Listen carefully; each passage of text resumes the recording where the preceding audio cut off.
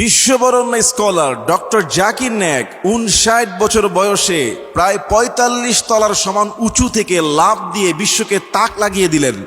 তিনি ইন্দোনেশিয়ার বালিতে সফরে আছেন, সেখানে তিনি ৪৩০ ফুট উঁচু থেকে লাফ দিয়েছেন, যেন এক টকবকে যুবকের অন্তর। সুবহানাল্লাহ।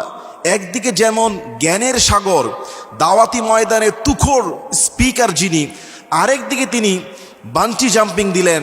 তিনি তার সোশ্যাল মিডিয়াতে শেয়ার করেছেন তার এই উদ্যম, সুন্দর শরীর চর্চার এই আনন্দময় ভ্রমণের কিছু সিনারি। বিশ্ব তাক লাগিয়ে দিয়েছে। আমি নিজেও ডক্টর জাকির নায়েকের এই লাফ দেখে আমি ভয় পেয়ে যাচ্ছিলাম। আল্লাহ, স্কলার এত মুরব্বী বয়সে এত সাহস। তিনি ৪৩০ ফুট ৪৫ তলার সমান উঁচু থেকে, চিন্তা করেন, বিশাল পাহাড় থেকে লাফ দিলেন, বাঞ্জি জাম্পিং দিলেন, তারপরে ক্লিফ জাম্পিং দিলেন, এরপরে আপনার পাহাড়ের যে ঝর্ণা সেখানে লাফ দিয়ে পড়লেন। সুবহানাল্লাহ।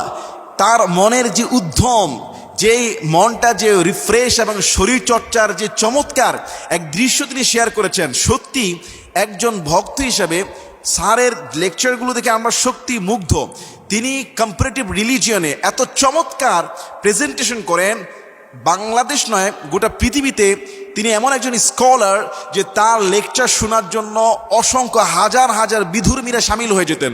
বিভিন্ন ধর্মের ছাত্ররা, বিভিন্ন ধর্মের অনুসারীরা ডক্টর জাকির নায়েকের সেমিনারে অংশ নেওয়ার জন্য অগ্রিম টিকিট বুকিং করতেন এবং তাকে প্রশ্ন করতেন তিনি কম্পারেটিভ রিলিজিয়নে ইসলামে কি আছে, খ্রিস্ট ধর্মে কি আছে, হিন্দু ধর্মে কি আছে, বৌদ্ধ ধর্মে কি আছে, প্রত্যেকটা রিলিজিয়নের মাসালাগুলো, তাদের দলিলগুলো এমনভাবে পেশ করতেন যে উপস্থিত কনফারেন্স প্রশ্নকর্তা সেই উত্তর পেয়ে এতটাই স্যাটিসফাই হতেন, তার জীবনের সব ভুল ভেঙে গিয়ে উপস্থিত হাজার হাজার জনসম্মুখে কালেমা পড়ে মুসলমান হয়েছেন। সুবহানাল্লাহ। এরকম ঘটনা একটা না, দুইটা না, অসংখ্য ঘটনা রয়েছে।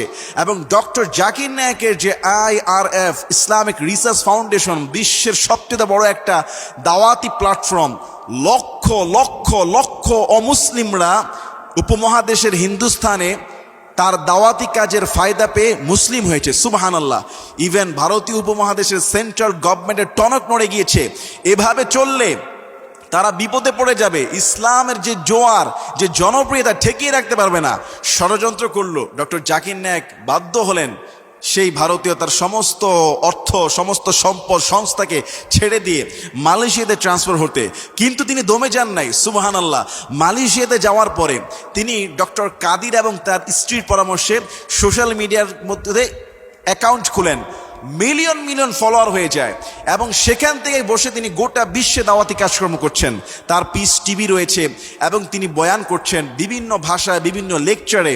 সুবহানাল্লাহ। বিভিন্ন দেশের রাষ্ট্রপতিদের সঙ্গে তার মিটিং হচ্ছে, দাওয়াতি কাজ হচ্ছে। আল্লাহু আকবার কাবীরা। ডক্টর জাকির নায়েককে প্রশ্ন করা হলো যে আপনার জীবনের সফলতা কি? তিনি বললেন, অল্প তুষ্ট থাকা। আমি স্বল্পতে খুশি। মাত্র ৪০,০০০ টাকা, মানে ২,০০০ রিঙ্গিত তার পরিবারের এক মাসের খরচ হয়ে যায়। তিনি স্বাচ্ছন্দ্য বোধ করেন। পৃথিবীর বড় বড় ব্যবসায়ীরা ডক্টর জাকির নায়েককে অফার করে যে স্যার আপনার কি লাগবে আপনার জীবন যাপনের জন্য? তিনি বলছে আমার কিছুই লাগবে না। এমনকি দাওয়াতি কাজ করতে গিয়ে আপনি আশ্চর্য হয়ে যাবেন। সুবহানাল্লাহ। নিজের বিমানের যে টিকিট নিজের পয়সায় কেটে তিনি যান। আল্লাহু আকবার কাবীরা। এখনও দাওয়াতি কাজের প্রত্যেকটা সেক্টরে তিনি নিজের অর্থে তিনি আয়োজন করেন। তিনি বলেছেন যে আমার পরিবারের খরচ মাত্র ২,০০০ রিঙ্গিত, তবে বাকি অর্থ আমি আল্লাহর রাস্তায় খরচ করে দেই। আমি কত আয় করি সেটা বলবো না। এবং প্রত্যেকটা দাওয়াতি কাজে তিনি নিজের অর্থে এই কাজগুলো করছেন। সুবহানাল্লাহ। তিনি এমন একজন লেকচারার, কে না চিনে তাকে।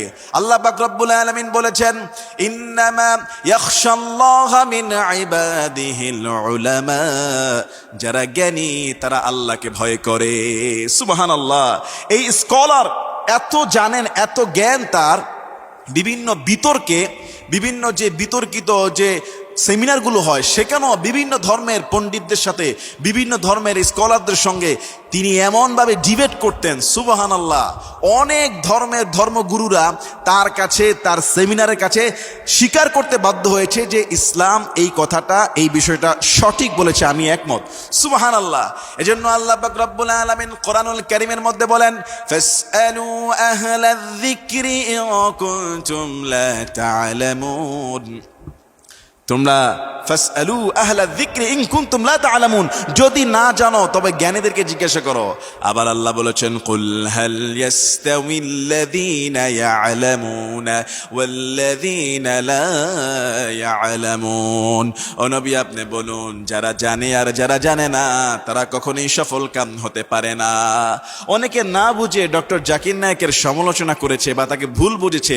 ভাই, প্রত্যেকটা মানুষের কিছু ইখতিলাফি থাকতে পারে, কিছু মাসালাগত, কিছু ব্যাখ্যাগত। যারা ইজতিহাদ করতে গিয়ে যদি কোনো একটা দ্বিমত হয়, কোনো একটা মিস্টেকও হয়, ইসলাম তাকে একটা নেকি দান করে। সুবহানাল্লাহ। এত বড় একজন স্কলার আমাদের বাংলাদেশে এখনো আসে নাই, এটা সত্যি আমার কাছে একটা আফসোস লাগে। ইনশাল্লাহ আমি চাই ডক্টর জাকির নায়েক বাংলাদেশে আসুক এবং লক্ষ লক্ষ শ্রোতারা সরাসরি তার মুখ থেকে উপকৃত হোক।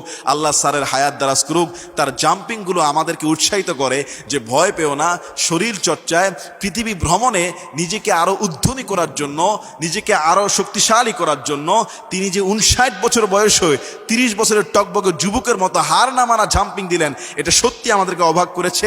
আল্লাহ স্যারের হায়াতকে বৃদ্ধি করুক। আল্লাহ এই বিশ্ববরণ্য স্কলারকে দীর্ঘ নেক হায়াত এবং সুস্থতা নসিব করুন। আল্লাহুম্মা আমিন।